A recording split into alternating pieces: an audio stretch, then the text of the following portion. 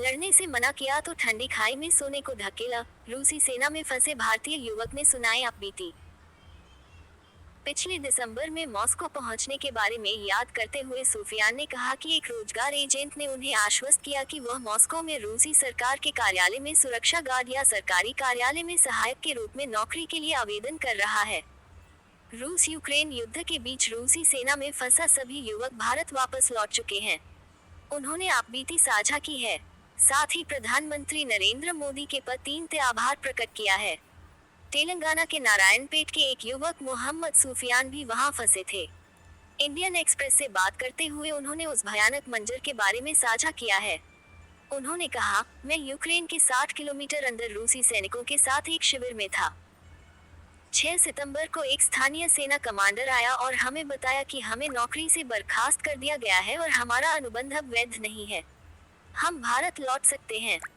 उन्होंने मुझे गुलबर्गा के 3 युवकों और रूसियों के साथ लड़ने वाले अन्य विदेशी नागरिकों को एक सेना की बस उपलब्ध कराई और हम 2 दिन बाद मॉस्को पहुंच गए।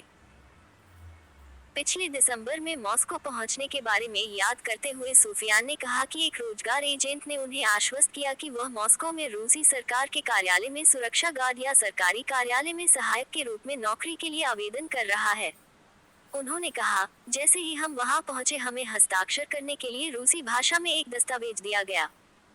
हमें बताया गया कि यह रूसी सरकार के साथ 1 साल के लिए 1 लाख रुपए प्रति माह के वेतन पर काम करने का अनुबंध है। हालांकि, एक दिन बाद हमें एक सेना शिविर में ले जाया गया और शारीरिक प्रशिक्षण शुरू करने और राइफल चलाना सीखने के लिए कहा गया। हमने अपने प्रशिक्षण के हिस्से के रूप में AK-17 और AK-74 राइफलें चलाई। फिर हमें 2 सप्ताह की स्नाइपर राइफल ट्रेनिंग दी गई। अगर किसी ने विरोध करने की हिम्मत की तो अधिकारियों ने हमारे पैरों के दाएं और बाएं हिस्से में गोलियां चलाईं।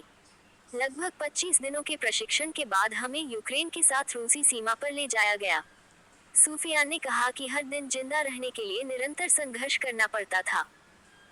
गुजरात के एक युवक हेमल मंगूकिया के फरवरी में 23 रूसी सैनिकों के साथ ड्रोन हमले में मारे जाने के बाद कुछ युवाओं ने फ्रंटलाइन पर काम करने से इनकार कर दिया।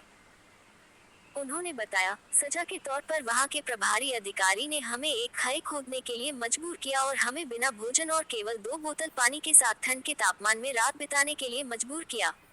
जैसे जैसे युद्ध आगे बढ़ा मैं और गुलबर्गा के 3 युवा रोजाना विरोध करते थे। सैनिकों और अधिकारियों से कहते थे कि हमने उनके युद्ध के मोर्चे पर मरने के लिए हस्ताक्षर नहीं किए हैं। हम खाया खोद रहे थे और वे बंदूकें फिर से लोड कर रहे थे और ग्रेनेड फेंक रहे थे। सूफियान ने कहा कि उन्हें प्रति माह 1 लाख रुपए का वेतन देने का वादा किया गया था। किस्तों में पैसे मिले, भोजन, गर्मी के लिए जनरेटर और सोने के लिए खायों में जगह किराए पर लेने में पैसे खर्च हो गए। जब हम भारत वापस लौटने के लिए मॉस्को लौटे तो सेना के अधिकारियों ने भारत के बैंक खाते के नंबर लिए और हमें अभी भी बकाया वेतन जमा करने का वादा किया।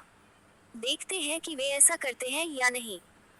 गुलबर्गा के मोहम्मद इलियास सईद हुसैनी, मोहम्मद समीर अहमद और नईम अहमद भी शुक्रवार दोपहर को सूफियान के साथ हैदराबाद एयरपोर्ट पर उतरे और उनके परिवारों ने उनका स्वागत किया। घर लौटने वाले 2 अन्य भारतीयों में कश्मीर का एक युवक और कोलकाता का एक युवक भी शामिल है।